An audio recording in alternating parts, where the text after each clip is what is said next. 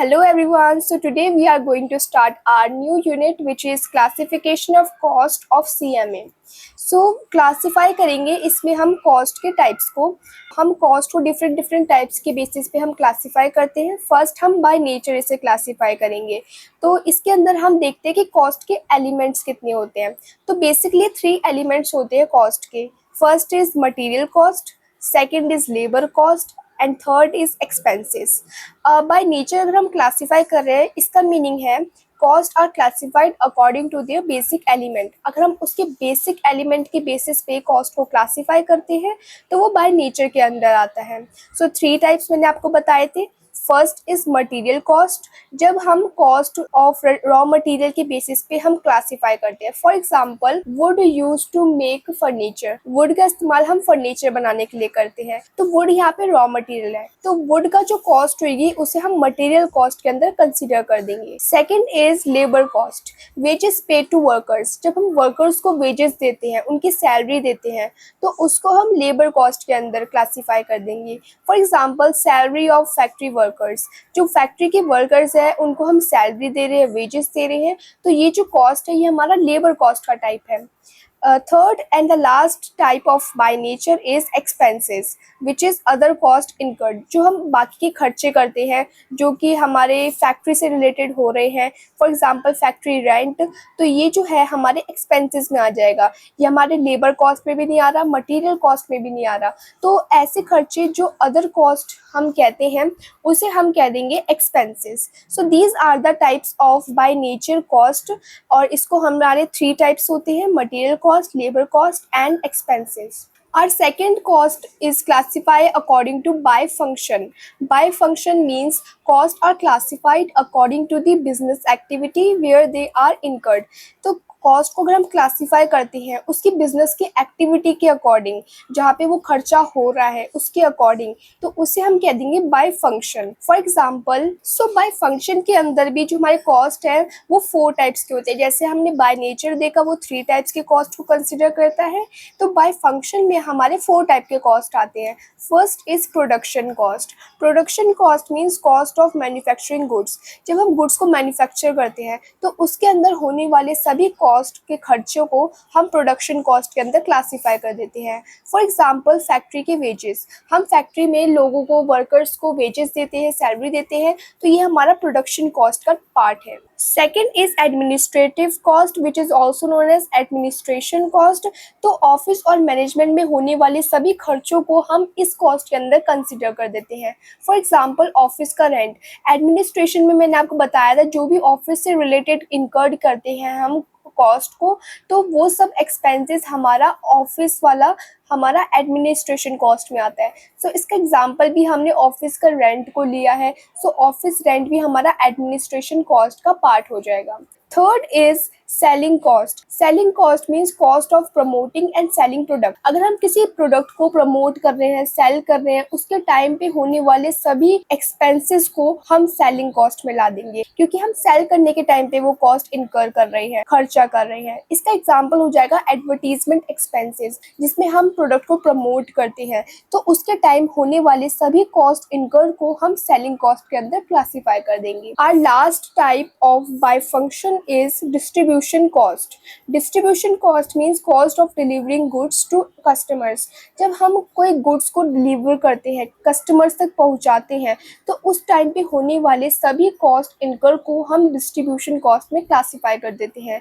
For example transportation of finished goods, अगर हम finished good जो हमारा बन चुका है फैक्ट्री के अंदर उसको हम ट्रांसपोर्ट कर रहे हैं, कस्टमर्स तक पहुंचा रहे हैं, तो उस टाइम पे होने वाले खर्चों को हम डिस्ट्रीब्यूशन कॉस्ट में क्लासीफाई कर देंगे। And this is the example of distribution cost. I hope you understand by function cost. Now our third cost are classified according to by behavior, which means costs are classified according to how they change with the level of production. By behavior cost का meaning है जब हम cost को classify करते हैं उसके level of production के according, कि कितना level of production में changes आ रहे हैं, उसके according अगर हम cost को classify करते हैं तो by behavior हो जाता है। इसके भी थ्री टाइप्स हैं। First is fixed cost. Fixed cost means remains constant. ये एक ऐसा कॉस्ट होता है जो कि कांस्टेंट रहता है, चेंजेस नहीं लाता अपने लेवल ऑफ प्रोडक्शन के अकॉर्डिंग। ये सेम ही रहता है हर टाइम पे, चाहे कितना भी प्रोडक्शन हो रहा हो, इंक्रीज हो रहा हो, डिक्रीज हो रहा हो, वो कॉस्ट सेम रहेगी। फॉर एग्जाम्पल फैक्ट्री का रेंट, अगर आपकी फैक्ट्री में रेंट 50,000 है, तो ये मैटर नहीं करता कि आपका प्रोडक्शन ज़्यादा हो रहा है इस साल या नहीं हो रहा, रेंट सेम ही रहेगा, रेंट चेंज नहीं होगा according to your level of production. So this is the type of और the example of fixed cost. Now second is variable cost. Variable cost mean changes with output. ये output या level of production के according changes हो जाते हैं इसके अंदर। For example raw material cost, raw material का प्राइस अगर बढ़ेगा तो लोग क्या करेंगे, प्रोडक्शन कम कर देंगे, क्योंकि उसका प्राइसेस बहुत ज़्यादा बढ़ने लग जाएंगे, लोग डिमांड कम करेंगे, तो प्रोडक्शन ऑटोमेटिकली डिक्रीज हो जाएगा।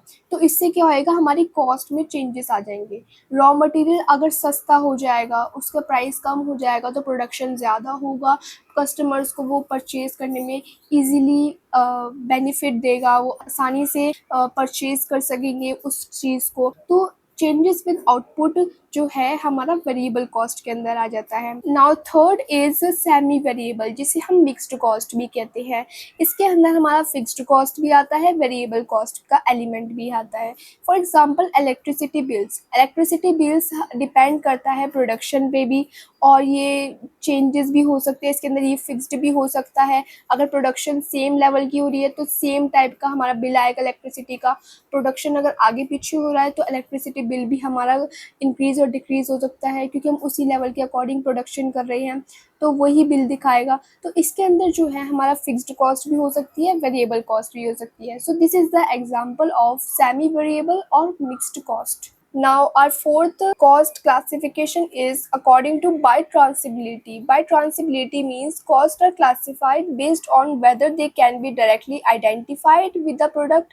मतलब कि अगर हम कॉस्ट को क्लासीफाई करते हैं उस चीज़ के अकॉर्डिंग कि वो डायरेक्टली उस प्रोडक्ट से रिलेटेड है या नहीं है, या वो इनडायरेक्टली रिलेटेड है उस प्रोडक्ट से, तो उसके अकॉर्डिंग अगर हम कॉस्ट को क्लासीफाई करते हैं तो वो बाय ट्रांसिबिलिटी का पार्ट हो जाएगा। बाय ट्रांसिबिलिटी में जो कॉस्ट के टाइप्स आते हैं वो डायरेक्ट कॉस्ट आता है एंड इनडायरेक्ट कॉस्ट आता है। डायरेक्ट कॉस्ट मीन्स जो कि डायरेक्टली उस प्रोडक्ट से रिलेटेड है। For example direct material, for example में हम ले लेते हैं वुड। वुड का इस्तेमाल हम डायरेक्टली फर्नीचर बनाने के लिए करते हैं, सो वो डायरेक्टली उस चीज़ से रिलेटेड है। सो ये एग्जाम्पल हो जाएगा डायरेक्ट मटेरियल हमारा डायरेक्ट कॉस्ट का। Second is indirect cost. Indirect cost means can not be directly trace to a product. ये डायरेक्टली उससे रिलेटेड नहीं होता, उस प्रोडक्ट से related. For example factory supervisor salary. अब सुपरवाइजर की सैलरी कैसे उस प्रोडक्ट से रिलेटेड हो सकती है? और फैक्ट्री ओवरहेड्स, फैक्ट्री में होने वाले खर्चे जो कि वो डायरेक्टली रिलेटेड नहीं होते हैं, वो इनडायरेक्ट एक्सपेंसेस का पार्ट होते हैं, सो वो डायरेक्टली रिलेटेड नहीं है, दैट्स वाई ये इनडायरेक्ट कॉस्ट का एग्जाम्पल हो जाएगा। Now our fifth is costs are classified according to by time. By time means costs are classified according to the time at which they are determined. अगर हम cost को classify करते हैं according to time कि वो किस time पे उस कॉस्ट को हमने इनकर किया है, उसके बेसिस पे अगर हम कॉस्ट को क्लासीफाई करते हैं तो वो बाय टाइम का पार्ट हो जाएगा।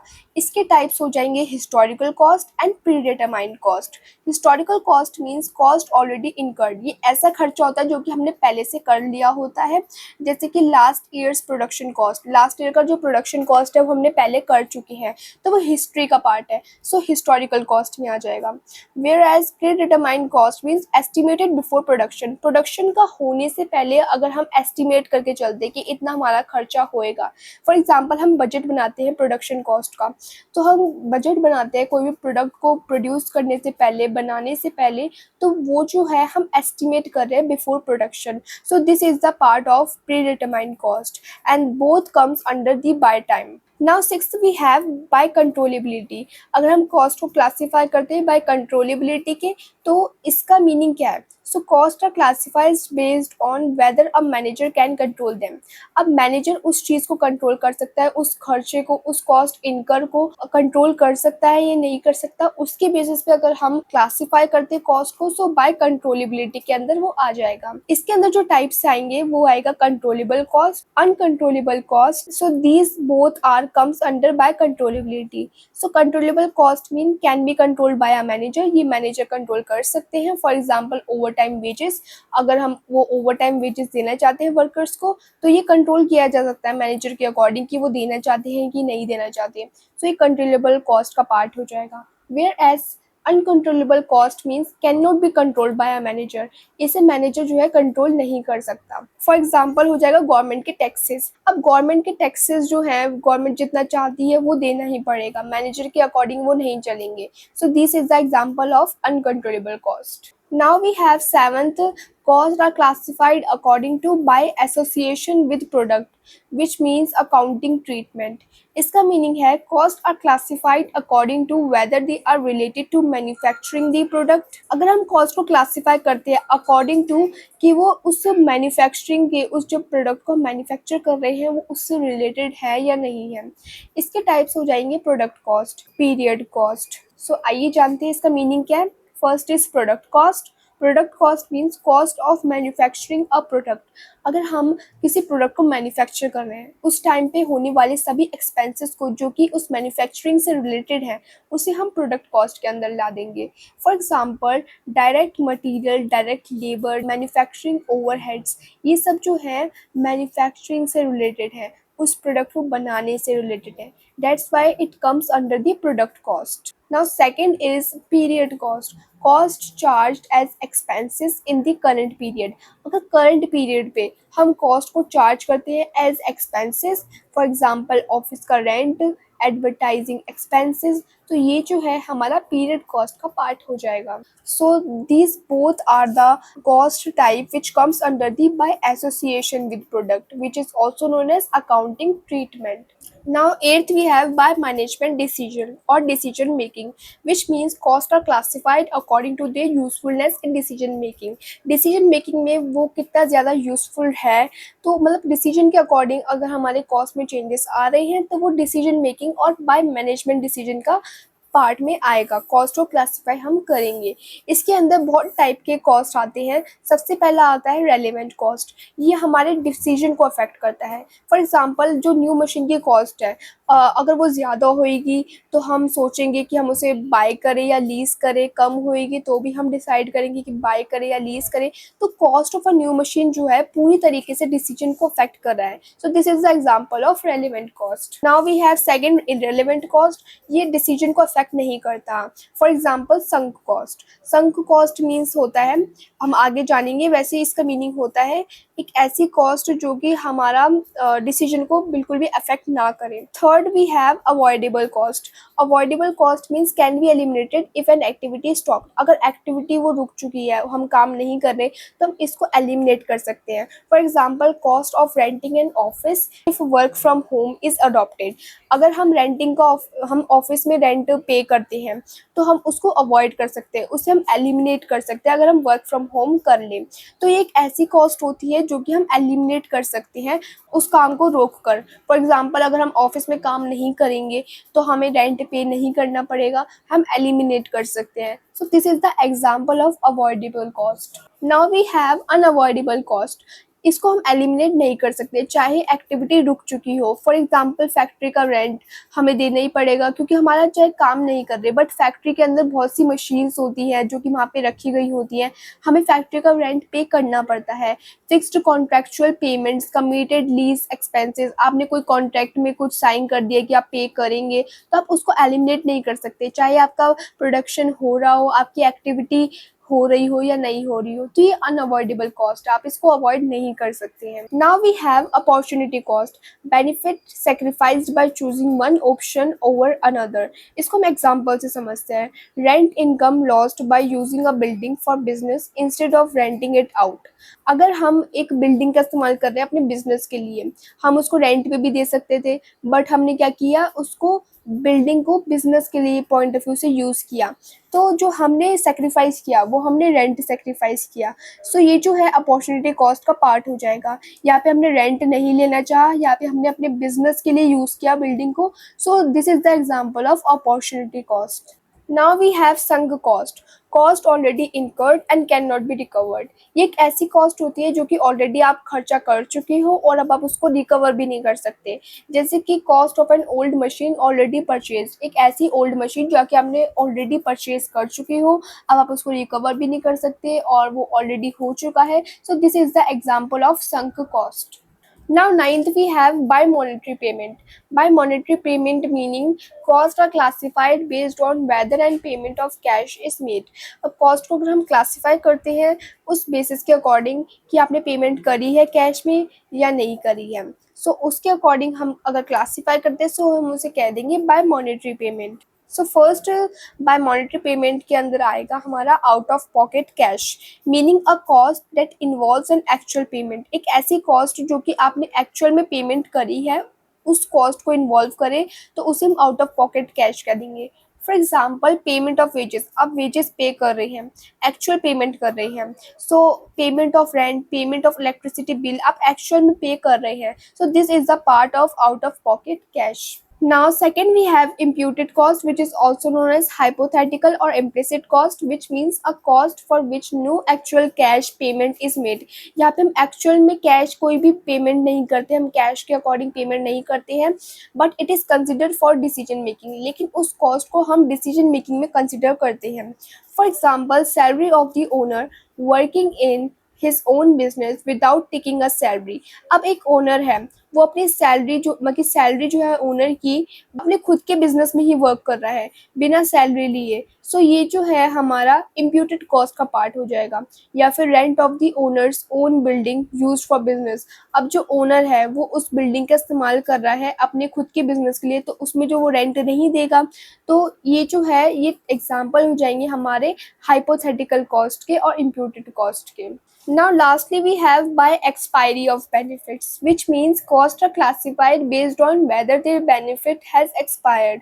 अगर हम cost को classify करते हैं उसके benefit के basis में कि benefit है या नहीं है, benefit expire तो नहीं हो गया, so इसके basis पे अगर हम cost को classify करते हैं so by expiry of benefit का वो part हो जाएगा। इसके अंदर सबसे पहले आता है expiry cost, which means a cost whose benefit has already been received and which is charged as an expense. एक ऐसा कॉस्ट जिसका बेनिफिट जो है ऑलरेडी रिसीव आप कर चुके हैं और उसको हम एज ए एक्सपेंस चार्ज करते हैं। For example cost of goods sold और salaries paid for the current month, आपने करंट मंथ की सैलरी दे दी है, पे कर दी है, सो एक ऐसा कॉस्ट है जो कि आपने दे चुके हैं। और a cost whose benefit has already been received, आपने पहले से ही रिसीव कर लिया है उस कॉस्ट का बेनिफिट, अभी तक आपने पूरे मंथ का काम नहीं करा, आपको पैसे मिल चुके हैं लेकिन उसे खर्चे के अकॉर्डिंग आपने चार्ज कर दी है। जैसे सैलरी आप दे रहे हैं तो आप उसको एज ए एक्सपेंस आप उसको चार्ज करेंगे। कॉस्ट ऑफ गुड्स सोल्ड, आपने गुड्स को बेचा तो उसके जो कॉस्ट को आपने बेचा है, कॉस्ट ऑफ गुड्स सोल्ड की है, ये भी हमारा एक्सपायर्ड कॉस्ट का पार्ट हो जाएगा। Now second is unexpired cost, a cost whose benefits will be received in future period. ये कैसा कॉस्ट होता है जिसका बेनिफिट आपको फ्यूचर पीरियड में रिसीव्ड होएगा। So it is treated as an asset, तो आप इसको एक एसेट की तरह ट्रीट करेंगे क्योंकि आपको फ्यूचर में वो बेनिफिट देगा। So for example closing stock inventory, हम क्लोजिंग स्टॉक जब करते हैं वो आपको फ्यूचर में, आपको फ्यूचर पीरियड में आपको बेनिफिट देता है। प्रीपेड इंश्योरेंस, प्रीपेड रेंट, आपने ऑलरेडी पे कर दिया है रेंट तो आपको फ्यूचर में बेनिफिट मिलेगा कि आपको फ्यूचर में आपको पे नहीं करना पड़ेगा जिस मंथ का आपने पहले से रेंट दे दिया है। So this is the example of unexpired cost और आप इसको ट्रीट करेंगे as an asset.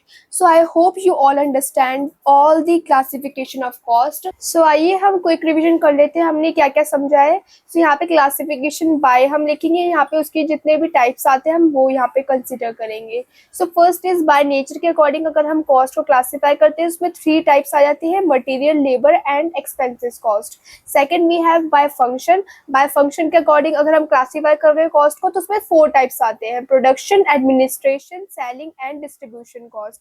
Third is by behaviour, so by behaviour करेंगे तो उसमें 3 टाइप्स आएंगे, fixed, variable and semi variable. Semi variable को हम मिक्स्ड वेरिएबल भी कहते हैं या फिर मिक्स्ड कॉस्ट भी कहते हैं जिसके अंदर फिक्स्ड वेरिएबल दोनों कंसिडर होते हैं। Now fourth we have by traceability. Traceability के अकॉर्डिंग अगर हम कॉस्ट को क्लासीफाई करते हैं तो उसमें टू टाइप्स आती हैं, direct and indirect. By time के अकॉर्डिंग करते हैं तो हिस्टोरिकल एंड प्रीडिटरमाइंड आता है। और अगर बाय कंट्रोलेबिलिटी के अकॉर्डिंग अगर हम कॉस्ट को क्लासीफाई कर रहे हैं तो उसमें कंट्रोलेबल कॉस्ट आएगा एंड अनकंट्रोलेबल कॉस्ट आएगा। सेवंथ, अगर हम बाय एसोसिएशन विद प्रोडक्ट के अकॉर्डिंग कर रहे हैं तो उसमें प्रोडक्ट कॉस्ट आएगा एंड पीरियड कॉस्ट का टाइप आएंगे। Now we have by management decision के अकॉर्डिंग अगर हम करते हैं तो उसमें relevant, irrelevant, avoidable, unavoidable, opportunity and sunk cost आते हैं। एंड बाय मॉनेटरी पेमेंट के अकॉर्डिंग करते हैं तो उसमें आउट ऑफ पॉकेट कॉस्ट आता है, इम्प्यूटेड कॉस्ट आता है जिसे हम hypothetical cost and implicit cost भी कह देते हैं। एंड लास्टली हमने समझा था बाय एक्सपायरी ऑफ बेनिफिट के अकॉर्डिंग अगर हम कॉस्ट को क्लासीफाई करते हैं तो उसके अंदर एक्सपायर्ड एंड अनएक्सपायर्ड कॉस्ट आते हैं। So I hope you all understand each and every types of classification of cost. So that's all for today. Thank you for watching Manya coaching.